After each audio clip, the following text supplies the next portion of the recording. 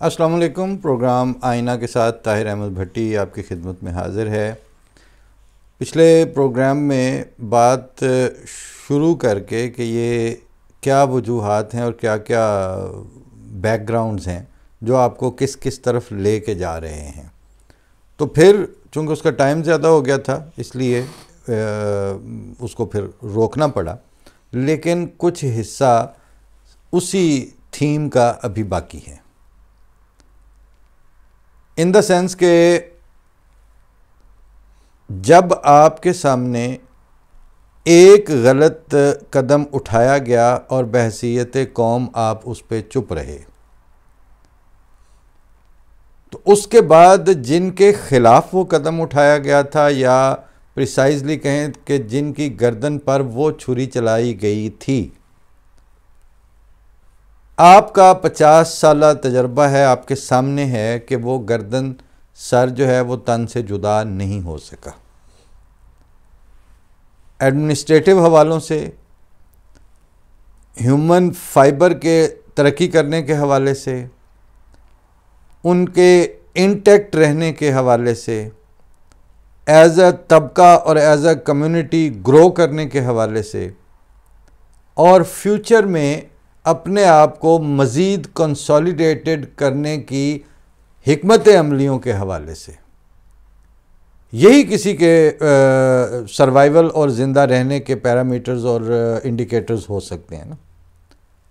ان میں سے کسی حوالے سے ان کا قدم نہ صرف یہ کہ پیچھے نہیں گیا، بلکہ لیپس اینڈ باؤنڈز کے حساب سے آگے گیا ہے۔ تو اس کا امپیکٹ آیا کہاں پہ؟ سن 73-74 میں جو پاکستان کی ایڈمنسٹریٹو صورتحال تھی اور جو بیوروکریٹک گرپ اوور سسٹم تھی، اور ریاست کی جو رٹ کا لیول تھا، وہ ملک کے 2 ٹکڑے ہوئے ابھی 2 سال ہوئے تھے، اس کے باوجود ایسا نہیں تھا کہ کسی غیر ملکی شہری کو لنچنگ کر کے مار دیا جاتا،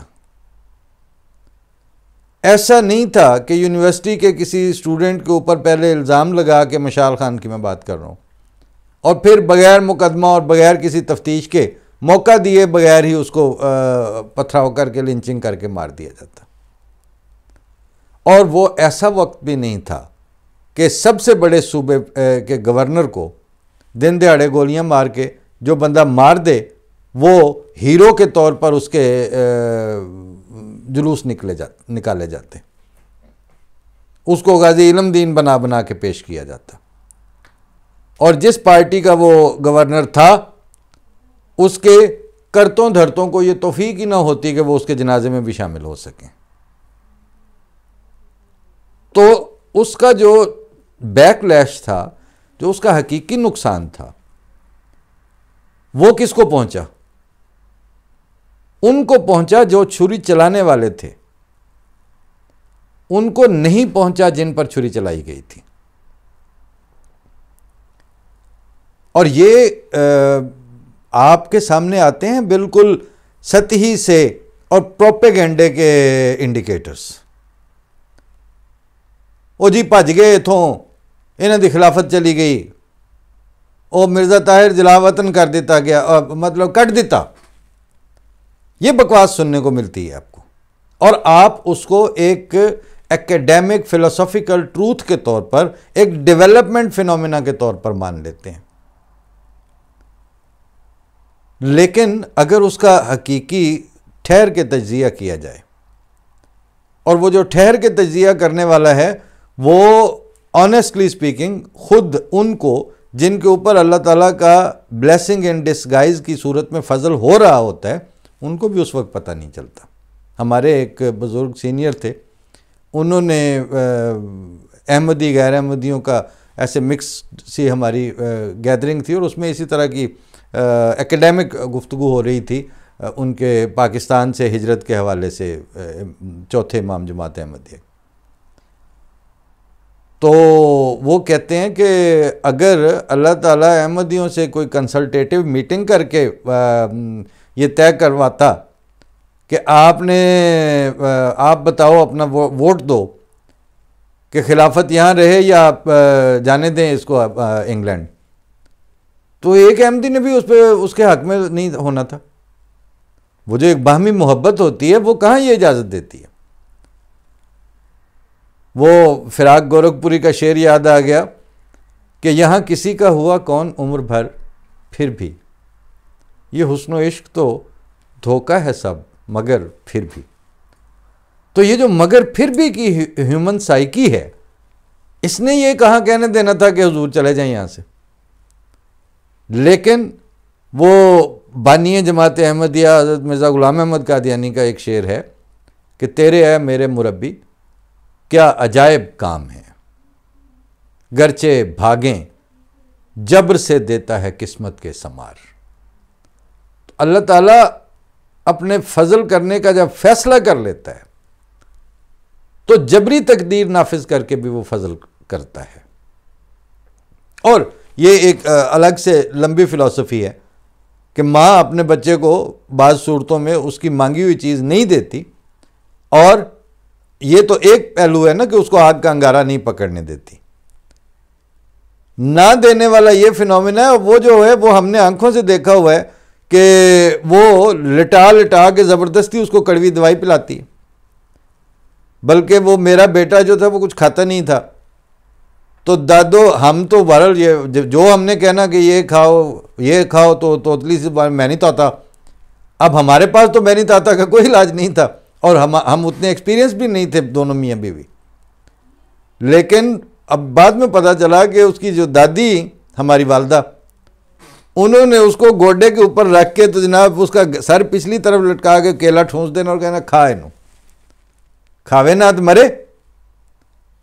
تو بات یہ ہے کہ جو یہ زمینی ماؤں کا یہ لیول ہے، تو وہ جو 70 ماؤں سے بڑھ کر پیار کرنے والا اور حکیم مطلق ہے، قادر مطلق ہے، اس نے جب آپ کی ترقیات کے آگے روڈ میپس بنائے ہوتے ہیں تو وہ جبری تقدیر کے ذریعے آپ کو اس پہ ڈال دیتا ہے. اور جو خدا تعالیٰ کا غضب سہیڑ لیتے ہیں ان کے اوپر بھی جبری تقدیر ہی نافذ ہوتی ہے. وہ پھر اس کے بعد جو مرضی کر لیں اس بمبل پوسے سے باہر نہیں نکل سکتے. وہ ان کے ارد گرد جو ہے وہ دائرہ کس دیا جاتا ہے، نکل کے دکھائیں.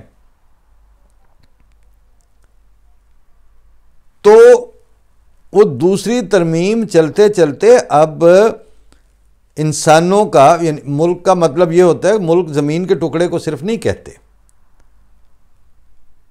اس زمین کے ٹکڑے پر آباد انسان ایکولی میٹر کرتے ہیں. تو جب آپ کے سامنے، یعنی کسی لمبی چوڑی سائنس کی ضرورت نہیں ہے، آج 4-5 جو بڑے ملک ہیں دنیا کے، وہ ابھی ایمبیسیاں کھول دیں تو کہیں کہ آجو جنہیں جانا ہے تو سارے پاکستان، وہ کہیں گے ایسی سارے چل رہے ہیں. تو اس ملک میں سے آپ کی ترک وطن کا جو فلو ہے وہ کب بند ہونا ہے؟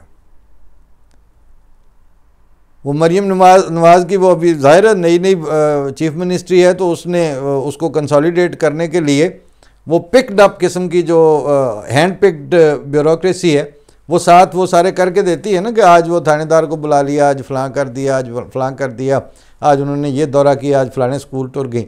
اس سے کچھ نہیں ہونا. یہ آئی واش اور یہ جو ڈسٹنگ ہے اور اس طرح کے پینترے، یہ تو تھرڈ ورلڈ میں عام ہے. وہ ادھر انڈیا میں چلے جائیں تو بہار کے جو چیف منسٹر ہیں وہ آپ ان کے آگے کیا بیچتی ہیں اور کیا بیچتے ہیں. ایسا جھوٹ بولتے ہیں کہ آپ کو دانتوں میں پسینہ آ جائے. اور ایسے لیول پہ مطلب وہاں پر پبلک کے ساتھ کھلواڑ ہوتے ہیں کہ آپ تو ابھی بچے ہیں ان کے سامنے. بئی ہما وہ منسٹریاں چلتی رہتی ہیں، جمہوریتیں بھی چلتی رہتی ہیں، لیکن انہوں نے ایک بڑا کام یہ کیا ہوا ہے جس کے اوپر آپ کی نظر نہیں ہے. اور آپ کو ایک زمانے میں کہا گیا تھا یہ ڈاکٹر عبدالسلام صاحب کا یہ پروپوزل کیا، یہ ان کی تجویز بھی تھی، ان کا خواب بھی تھا کہ آپ آبادی کا رونا رو رہے ہیں، آپ اپنا ہیومن سٹف جو ہے اس کے اوپر محنت کر کے اس کو انٹرنیشنلی ایکسپورٹ کرنے والے ہیومن ریسورس میں کیوں نہیں کنورٹ کرتے. بڑی بھٹو کے دور میں جو چھال ماری تھی، تو زیادہ سے زیادہ یہ کہ وہ جن کو بیچاروں کو وہاں پہ وہ سنڈے کٹنے والے تھے ان کو کہا آؤ تو یو اے ای، وہاں پہ عمارتیں بن رہی تھی، وہ بیچارے مزدوریاں کرنے آ گئے. جے چاٹھی ونڈو ہو جائے اگلا پنڈ. جو ہینڈ ورک کی مزدوری ہے اس کا وہاں پہ چلو 40 روپے ملنے تھے، یہاں 140 مل جاتے، لیکن اس سے فرق کیا مطلب میک دا ڈفرنس والی سچویشن تو کوئی نہیں کریٹ ہونی تھی. انڈیا نے ساتھ یہ کر لیا بھی یہاں جتنے ملتے ہیں وہ وہاں سے ترک وطن کر کے نہیں آئے ہوئے. فلاں بینک میں آئی ٹی کا، فلاں جگہ پہ مینجمنٹ کا، فلانی بڑی کمپنی کا، ہر جگہ پہ وہ جرمنی میں نہیں، یورپ میں، امریکہ میں، مگر وہ آئے ہیں تو ان کی پچھلی بنیاد مضبوط ہے اور وہ اپنے ورک ویزوں پہ آئے ہوئے ہیں، ان کا اپنا آنا جانا ویسے ہی لگا ہوا ہے. جس وقت چاہیں وہاں کی اپرچونٹی اویل کریں یا یہاں کی اویل کریں. مگر آپ نے جو پاکستان سے باہر نکلنے والا فلو ہے وہ اس طرح کی جہالتوں والی آئین سازیوں کے ذریعے وہ واپس جانے والا نہیں چھوڑا ہوا. اور کارپوریٹ لیول پہ بھی کمپرومائزڈ ہے آپ کی سیکیورٹی. فائنینشل ٹائکونز آپ کریٹ نہیں کر سکے اور سوشل میڈیا پہ امبانی اور ٹاٹے دکھاتے رہتے ہیں وہاں پہ بیٹھ کے. لیکن آپ کے اپنے جو تھے سرکردہ اس طرح کے جو ٹائکونز ہو سکتے تھے، ان میں وہ طبقہ تو آپ نے رکھ لیا جو حکومتوں کے ساتھ سودے بازیاں کر کے کمیشن دینے اور کک بیکس کھانے اور کھلانے پہ وہ ایک آدھ بندہ رکھ لیا آپ نے. وہ فرنٹ مین ہی ہوئے نا وہ پھر آپ کے. لیکن وہ جو organic growth of business tycoons تھی اس کا بیڑا گرک کر کے رکھ دیا. یہ سارے شاخسانے اسی میں سے پھوٹے ہیں. یا یوں کہیں، فرض کیا ہم غلط کہہ رہے ہیں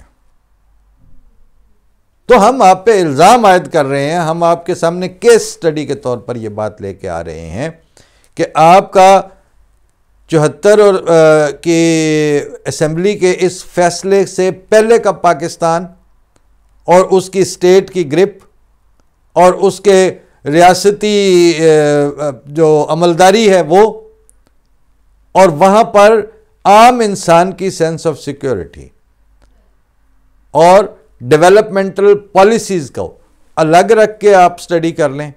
اور اس کے بعد والا، کیونکہ امیجیٹ 4 سال کے بعد تو آپ کو ضیاء الحق نصیب ہو گیا، اور ضیاء الحق نے پھر آتے ہی جو بینڈ بجائی ہے اس میں وہی، یعنی جس بنیاد پر آپ کا بیڑا گرک ہونا شروع ہوا اس بنیاد کے اوپر صدارتی آرڈیننس، امتناع قادیانیت آرڈیننس کی کنکریٹ اس نے آپ کو ڈال دی اور آپ بغلیں بجاتے رہے، منہ دیکھتے رہے. شرفاء کو پتہ تھا اس وقت بھی کہ یہ کیا چول ماری جا رہی ہے. بالکل اسی طرح جیسے صاحبزادہ فاروق علی خان جیسے، ڈاکٹر مبشر حسن جیسوں کو پتہ تھا، ایون حفیظ الدین پیرزادہ جیسے جو تھے ان کو پتہ تھا. حفیظ الدین پیرزادہ کا تو اپنا بیان ہے نا، جو اس کا لا منسٹر تھا، کہ مجھے بھٹو نے کہا کہ تم مرزا ناصر احمد کو گرفتار کرنے کے لیے کیس بنواؤ اور اس کو جیل میں ڈالنے کے انتظامات کرو. تو اس نے کہا نہیں، میں یہ نہیں کر سکتا، کیونکہ اس کو پتہ تھا کہ یہ ہم جو ڈاؤن ہل کی طرف یہ ہم نے کتنا گندا فیصلہ کر بیٹھے ہیں. پولیٹیکل ہسٹری میں یہ ہمارے منہ کے اوپر جوتے کی حیثیت رکھے گا ہمیشہ کے لیے، اور وہ تو ثابت ہوا ہی ہوا. لیکن ضیاء نے اس کے اوپر کنکریٹ ڈال دیا آپ کو اس کے ذریعے، آرڈیننس کے ذریعے. آرڈیننس جس وقت نافذ ہوا تھا اس وقت چلیں ہم اتنی عمر کے تو تھے کہ پتہ چل رہا تھا نا کہ کیا ہو رہا ہے. اور ایک دفعہ یوں ہی لگتا، بالکل ایسے ہی لگتا تھا کہ نہ آپ اذان دے سکتے ہیں، نہ کلمہ پڑھ سکتے ہیں، نہ نماز پڑھ سکتے ہیں، مطلب جتنی اس کی شکیں ہیں اپنے آپ کو مسلمان نہیں کہہ سکتے. السلام علیکم کریں تو آپ کے اوپر پرچہ ہو جائے گا. اس کے بعد اب کیا ہونا ہے؟ اس کے بعد بھی پتہ چلا کہ وہ سارا کچھ تو ویسے ہی رہا، لیکن آپ کے پلے پھر اس کے بعد بالکل ہی کچھ نہیں رہا. یہ جس فارن پالیسی کی آپ بات کرتے ہیں، جس طرح کے مطلب جنگوں کے مانگے تانگے کے مرسنری کے طور پر ڈالروں کا ہونا، وہ آپ کی معیشت تھوڑی بناتا ہے. معیشت تو آپ کا جب تک اونرشپ کا سٹیک نہیں ہو کسی ملک کے اوپر، جس کی پبلک میں اونرشپ کا فیلنگ ہی نہیں ہے، جس کی پبلک میں وہاں رہ کے گروتھ کے فینومینا کو یعنی اپنی آنکھوں کے سامنے اس کا نقشہ بنا سکنا ممکن ہی نہیں رہا، وہاں کون سی آپ گروتھ کی اور کس معیشت کی سٹیبلٹی کی بات کرتے ہیں؟ وہ کیسے ہو سکتی ہے؟ ابھی پچھلے ہفتے ہم کسی جگہ جا رہے تھے، رستے میں تو ہمارے سامنے سے ایک گاڑی پاس کر کے گزری، فراری تھی یا اس طرح کی سپورٹس کار.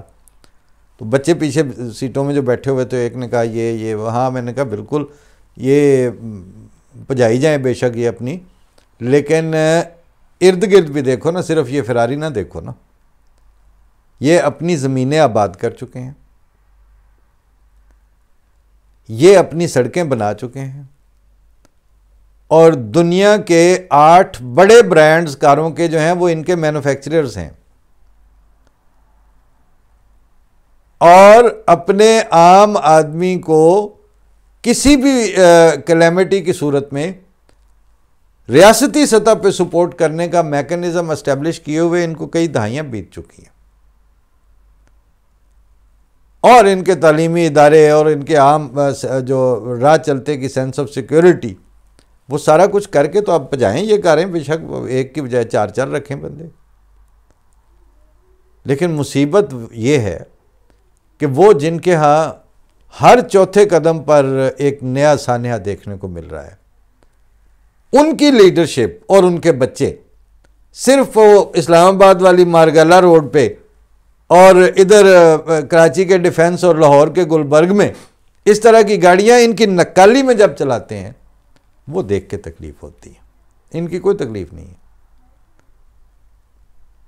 کہ جن لوگوں پہ یہ امید کی جا سکتی تھی یا جن لوگوں کو ووٹ دے کے آگے کیا ہوا ہے، ووٹ بھی خیر کیا اور آگے بھی کیا کرنا، لیکن بہرحال جو ان کے لیڈر ہیں وہ اور ان کی فیملیاں اور ان کے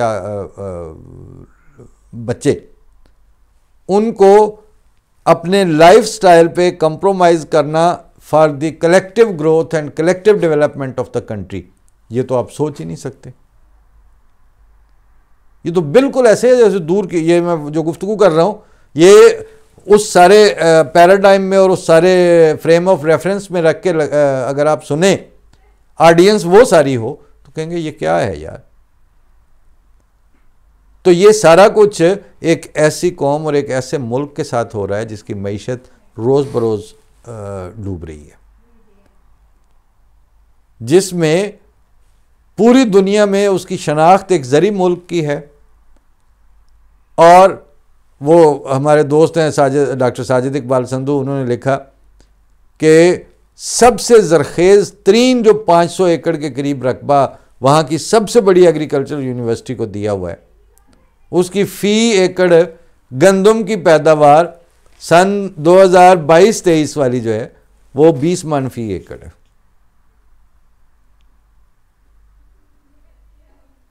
تو اس کے بعد آپ کچھ اور چیزوں کو ترقی کے انڈیکیٹر سمجھتے ہیں، ہمارے سامنے تنزلی کے اس طرح کے آنکھیں چبھانے والے انڈیکیٹرز ہیں.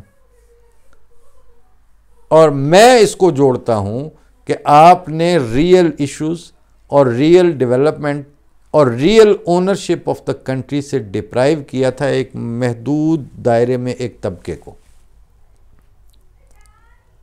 لیکن در حقیقت اس میں آپ نے پریسیڈنس سیٹ کر دی تھی کہ لوگوں کو، اس ملک کے پیدائشیوں کو اس طرح ڈپرائیو کیا جا سکتا ہے۔ کس مقصد کے لیے؟ اگر آپ کہتے ہیں کہ جی وہ دین، تو دین والی آپ بالکل بکواس کر رہے ہیں، جھوٹ بول رہے ہیں آپ کو کس نے کہا تھا؟ اللہ تعالیٰ نے آپ کو الہاماً وحی کی تھی کہ میری جو ہے وہ دین کو خطرہ ہے اور پٹو اور ضیاء جو ہیں وہ جا کے اس کا تحفظ کریں؟ کسی نے نہیں کہا تھا آپ کو۔ یہ آپ کا پولیٹیکل گینز کے لیے آپ نے خدا اور خدا کے رسول کا نام اور مذہب کے ایشو کو استعمال کیا تھا۔ ورنہ اگر آپ اس معاملے میں واقعتاً درد رکھتے ہیں اور سچے ہیں تو پھر اسی لاٹھی سے ہانکے نا سب کو۔ تو مولوی قاسم نانوتوی کو بھی اسی طرح بیک ڈیٹڈ کافر قرار دیں اور محی الدین ابن عربی کو بھی کافر قرار دیں، کیونکہ وہ تو آپ کی ختم نبوت ملا علی قاری کو بھی، جب نام تو پھر گننے پہ آئیں تو شاہ ولی اللہ بھی اسی میں آئیں گے پھر، کہ ان ساروں کو کافر قرار دیں۔ وہ سارے غیر مشروط طور پر ختم نبوت کا یہ پنجابی ترجمہ نہیں کرتے جو آپ نے مسلط کرنے کی کوشش کی ہے، بلکہ مسلط کیا کیا ہے؟ اس ترجمے کی آڑ لے کر آپ نے یہ ساری حرام توپیوں کا رستہ کھولا ہے اور ریاستی سطح پر سرکاری حیثیت دے دی ہے ان واہیاتیوں کو، اور وہ واہیاتیاں ترقی کرتے کرتے وہ حرام زدگیاں اب گلی میں ناچ رہی ہیں کہ وہ اپنا تانلے والا میں سپاہ صحابہ کا ٹیگ رکھنے کی وجہ سے اس نے حرام پنا کیا مولوی نے مسجد میں حجرے میں، ابھی پچھلے ہفتے میں، اور اس کو داد اب دے رہے ہیں وجاہت مسعود اور اس طرح کے کچھ لوگ کہ وہ پولیس افسر جو ہے اس نے اس کے مذہبی ٹیگ سے ڈرے بغیر اس کی گھٹیا حرکت کو ایک عام آدمی کے طور پر ہینڈل کیا اور وہاں پہ سٹینڈ لے لیا۔ لیکن آپ کا مولوی، آپ نے اس کو ذلت کے گڑھے سے اٹھایا تھا ٹکڑے مانگنے والے لیول سے، اور اب اپنے سروں پہ اس طرح تاج کی طرح سجایا، وہ وہاں پہ بیٹھ کے وہ آپ کی اس رحمت اللہ علیہ کا تاج پہن کے تو آپ کے ساتھ یہ، آپ کے بچوں کے ساتھ یہ گند کر رہا ہے۔ اب آپ ذرا واپس ہو کے دکھائیں نا، کیونکہ آپ نے مذہب کے ساتھ خود کھلواڑ کیا ہے، آپ نے مذہب کے ساتھ تقدیس اور وقار کا سلوک نہیں کیا۔ نتیجتاً خدا تعالیٰ جو صاحب وقار بھی ہے، صاحب جبروت بھی ہے اور مالک کل بھی ہے، اس نے آپ کو بے وقار اور بے تقدیس اور بے عزت کر کے رکھ دی ہے۔ اب جب تک آپ اپنی اس بنیادی غلطی کا ازالہ نہیں کرتے اور اس کی طرف واپس نہیں جاتے، خدا کو کیا پرواہ ہے کہ آپ کیا ہوتے ہیں؟ آپ ویسے تو آپ دنیا کے لحاظ سے بھی کچھ نہیں ہیں، لیکن اگر آپ بڑا کچھ بھی سمجھتے ہوں اپنے آپ کو، تو وہ جو خالق کائنات ہے اس کو آپ کی کیا پرواہ؟ اس لیے یہ سارے جو آپ کے ارد گرد بے وقاری کی، بے عزتی کی، تذلیل کی اور فائنینشلی کچھ نہ پلے رہ جانے والی ایک ذلت مسلط ہوتی جا رہی ہے، اور ڈیولپمنٹ کا تو سوچیں ہی نہ۔ اور ترک وطن جو ہے وہ ترک وطن اب ایک عام فینومینا کے طور پر اسٹیبلش ہو رہا ہے۔ جس ملک کو اس کے باسی اس طرح چھوڑیں اور جو وہاں جانا چاہیں ان کے لیے رستہ نہ ہو، ریاست استوار کر سکے۔ سب سے زیادہ پروٹیکشن تو غیر ملکی لوگوں کو ہوتی ہے اس لحاظ سے کہ ان کے ساتھ ڈپلومیٹک ٹائز اور کئی مسئلے ہیں۔ تو آپ کی ان ترمیموں اور آپ کے آئین کی ان دست درازیوں نے آپ کو اس انجام کو پہنچا دیا ہے کہ وہاں سے سایہ اٹھ گیا ہے، رحمت کا بھی اور عام احساس تحفظ کا بھی۔ یہ تو آپ کو فیصلہ کرنا ہے اب کہ یہ آپ کو ایک بات بتا دوں، آپ سارے ساروں نے یہ زہر کھایا ہوا ہے. اگر یہ زہر ہے نا، الفاظ آپ کے یہ ہیں کہ میں حضرت صلی اللہ علیہ وسلم کو غیر مشروط طور پر آخری نبی مانتا ہوں، اور ان کے بعد کسی صالح مسلم اور وہ پوری لسٹ ہے جو آپ کے جو پڑھ لیں شناختی کارڈ کے فارموں سے. تو شیعوں کے امام غائب کیا کرنے آئیں گے؟ امام مسلم، امام مہدی، کسی کا تو آپ نے تو رستہ ہی نہیں چھوڑا ہوا. تو پہلی بات تو یہ ہے کہ آپ کے اتنے بڑے طبقے نے، اس کا مطلب ہے جھوٹ بول کے سائن کیے ہوئے ہیں اس کے اوپر. اور دوسری بات یہ ہے کہ شیعوں کو ایک طرف چھوڑ دیں تو آپ سارے سنی دیوبندی اہل حدیث سب سے پوچھ لیں، سوائے غامدی صاحب کے آپ سارے آنے والے کا انتظار کر رہے ہیں. انہوں نے کم از کم یہ کیا، میری ذاتی ملاقات ہوئی تھی تو انہوں نے کہا تھا کہ ہاں یہ مرزا صاحب کی کتابیں پڑھی ہوئی ہیں لاہور میں جب ہوتے تھے غامدی صاحب، and then I was just a college student. تو وہ پھر اس وقت خام خواہ گفتگو کرنے کو دل چاہتا ہے. تو کہتے ہیں یہ مرزا صاحب کی ساری کتابیں میرے پاس پڑھی ہوئی ہیں، ہم نے پڑھی ہیں، لیکن بات یہ ہے کہ میرا تو نبی آخری ہے اور میری قرآن آخری کتاب ہے اور مجھے کسی کی ضرورت ہی نہیں ہے. مرزا صاحب دعویٰ کرتے پھریں اور دلیلیں دیتے پھریں، مجھے تو کسی کا انتظار ہی نہیں.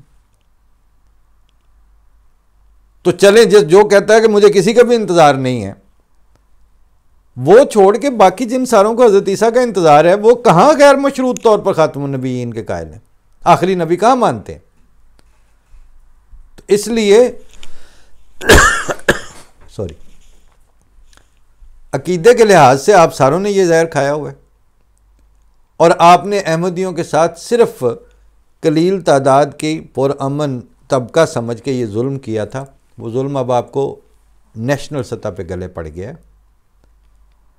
روزے ہیں، کچھ خدا سے ڈر جائیں، اور اگر آپ کا بھی شیطان قید ہوا ہے تو ان چیزوں کو تھوڑا ریویو کریں اور واپسی کا رستہ سوچیں. اگر یہ سارا کچھ جو اب ہے وہ رکھنا ہے تو نہیں تو دنیا میں قرآن شریف میں تو یہی آتا ہے کہ تم لوگوں سے بڑی بڑی طاقتیں پہلے بھی آئی تھیں. تو اللہ تعالیٰ فرماتا ہے دمر اللہ، وہ تو پھر الٹا کے مارتا ہے اللہ تعالیٰ، اس کے لیے تو کوئی یہ مسئلہ نہیں ہوتا. لہٰذا یہ بات کہیں چلتے چلتے آخر پہ وہ قرآن کے حوالوں پہ آ کے منتج ہوتے ہوتے اب آپ کو یہ لگے گا. وہ کل میری کسی دوست سے بھی بات ہو رہی تھی تو میں نے کہا کہ میں نیشنل سطح پہ مستقل جو ہفتہ وار بنیادوں پر اور روزانہ کی بنیاد پر میڈیا میں جھوٹ بولا جا رہا ہے احمدیوں کے حوالے سے، میں انہی چیزوں کو پک کر کے تو اگر اس پہ بات کر دیتا ہوں تو میرا پروگرام مذہبی ہو جاتا ہے. تو وہ جو آپ کا سیکولر میڈیم ہے انہوں کدی نہیں کسی پوچھا کہ تسی انہاں دی گل کیوں کر دے ہو. آج میں آئینہ ابصار کی طرف سے یہ گزارش کرتا ہوں کہ ایک مہینہ مجھے ایسا دے دیں، چلیں آج کے بعد ہی، میں اور بہت سے موضوع ہیں جن پہ بات کرنے والی ہے، میں ان پہ کر لوں گا.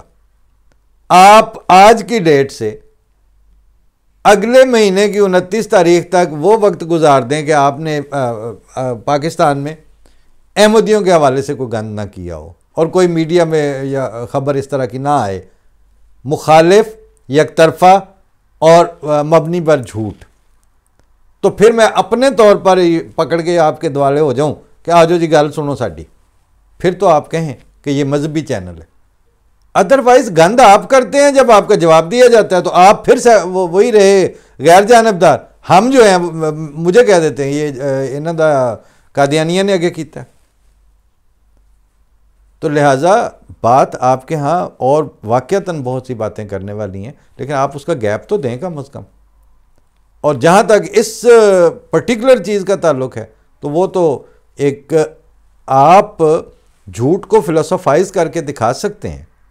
ہم آپ کی ہوئی حماقت کے بد اثرات اور اس کے 5 دہائیوں پر پھیلے ہوئے سوشل، پولیٹیکل، آئینی اور سیاسی بحرانوں کو نظر آتی ہوئی ایک سیکوینس اور نظر آتے ہوئے ایک پیٹرن کو بیان نہیں کر سکتے. اتنی سی بات ہے، سمجھنا چاہیں سمجھیں، نہیں تو پھر جو چل رہا ہے وہ تو چل ہی رہا ہے. اس پہ ہمیں یعنی پہلے بھی گزارش کی تھی کہ جب بات کرتے ہیں تو اس لیے کرتے ہیں کہ اللہ کرے کہ اگر آپ کو بر وقت احساس ہو جائے تو آپ بھی مستقبل میں کہیں ہوں. ہمیں اپنے ہونے پہ کوئی شک نہیں ہے. فی امان اللہ. السلام علیکم.